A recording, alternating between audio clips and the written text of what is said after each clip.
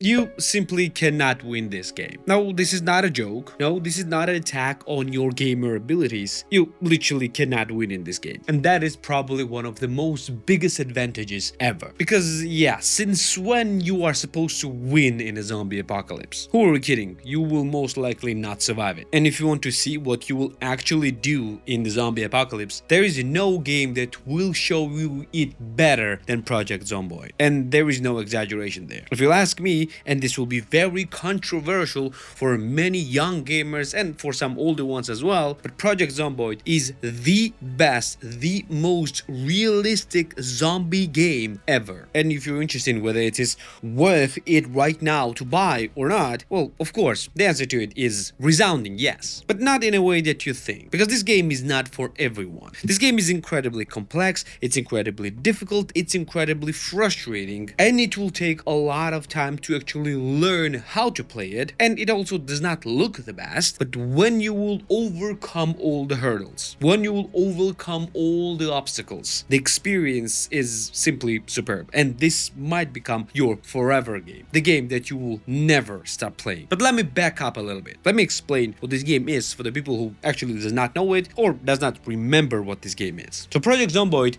is an isometric open world zombie survival simulation that challenges players to endure in a hostile post-apocalyptic environment. Yeah, isometric is a thing that many people do not like, but hear me out. Here it actually has some practical purpose. This game is set in Knox County, a quarantined region loosely based on Louisville, Kentucky, and the game offers a realistic geographic backdrop. Well, it's not actually loosely based, there is actually a Louisville town in the game and not a single city. There are a lot of settlements, a lot of small places where you can actually survive an entire, well, Louisville, a large city, and what's most important, game actually is being expanded even more with free updates adding entire settlements. And in this game, realistic survival mechanics require players to manage hunger, thirst, fatigue, stress, and injury, simulating true survival conditions. And prior to starting, players customize their character's appearance, occupation, and traits,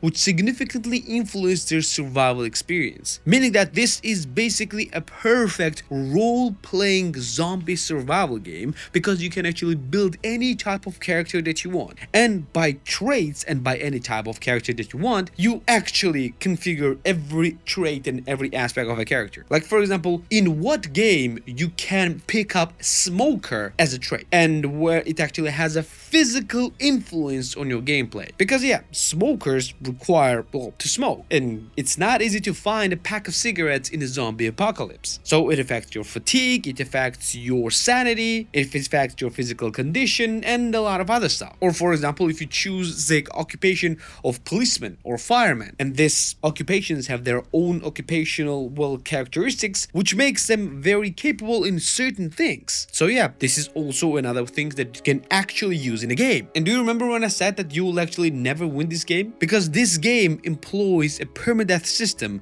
meaning that each death is final and forces you to start over, adding gravity to every decision. And don't get me wrong, you will lose this game. This game literally starts with the phrase, "This is how you die." There is no way to survive forever in this game because resources are limited, and as time passes it becomes more and more difficult to survive. Because yeah, first thing that will turn off is electricity, then water, then food will start spoiling, and you will basically transform the scavenging type of the game into some type of farming or other type of survival game, which is not easy for most people. It offers a sandbox mode where players can adjust settings like zombie population, loot rarity, and virus transmissibility to suit the preferred difficulty. Because yeah, you can actually get infected in this game, and when you will die, when you will start playing again, you will actually can meet your zombie self in a game. And also, game has a dynamic weather system and seasonal changes that creates additional layers of challenge and immersion. As time advances, the world deteriorates, the power and water grids are failing, the buildings are decaying, making survival progressively tougher. And of course, if you don't like anything that is in the game, you can always mod it, because this game has an extensive modding support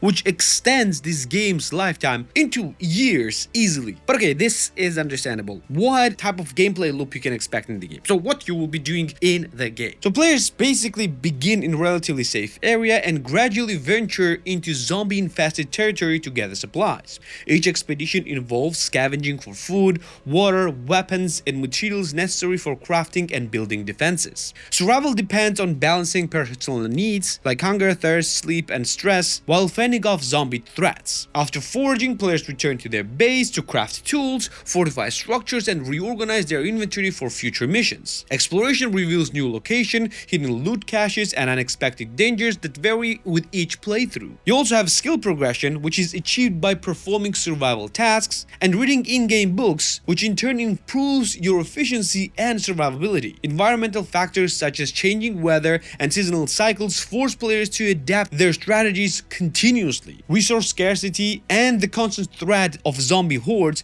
make risk management a critical aspect of the gameplay. A loop of venturing out, managing needs, and returning to secure base creates an emergent narrative that is unique to each player's experience. This cycle of risk and reward drives ongoing exploration, compelling players to experiment with different strategies and long-term survival. And what is extremely most important aspect of it, you don't need to be doing this alone. You can actually be doing this with friends, because this game features a co-op gameplay as well. And this game's deep survival mechanics simulate the real-life challenges requiring strategic resource management and planning for each expedition. And the permadeath feature adds a high level of tension and weight to every decision, making survival achievements more meaningful. And you can multiply all this when you're doing this with friends. And with a lot of customizability, modability, and relative ease to run on basically anything, makes this game a perfect zombie game for most people. Now, most people, not all people, because this game is having some disadvantages as well. First and most important is that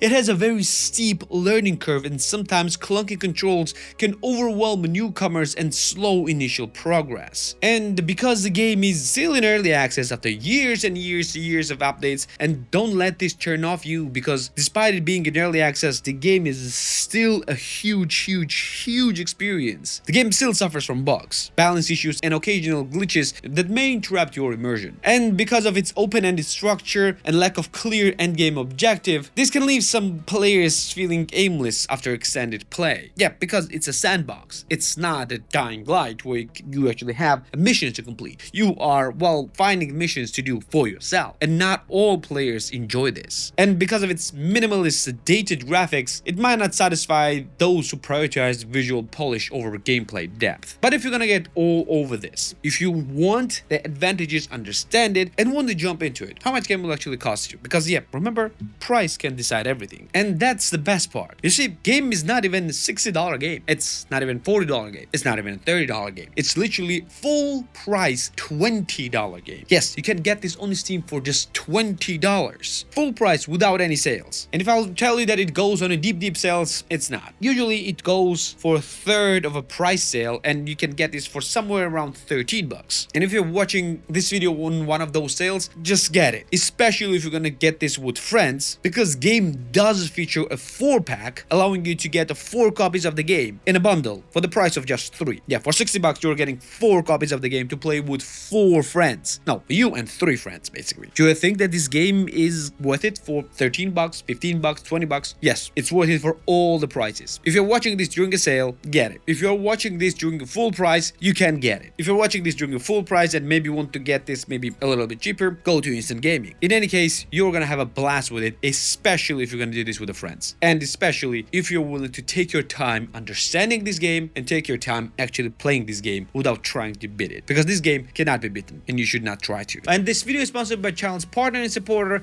Instant Gaming. If you want best games for the best prices all the time, all year round, without waiting for any sales, Instant Gaming is the way to go. You can find all types of games for all the different platforms, and most importantly for the cheapest prices possible. And I also partner with Instant Gaming for epic game giveaway of your choice. So click the link in the description down below for your chance to win. Thanks to Instant Gaming for their support, and now let's get back to the video. And if you're interested in zombie games, you will probably be interested in my review of Days Gone, that you can watch it right here. Or maybe if you prefer something a bit different, a bit first person, you can watch my review of Dying Light 2 right here as well. Don't forget to subscribe right here, and I'm gonna see you in the next one.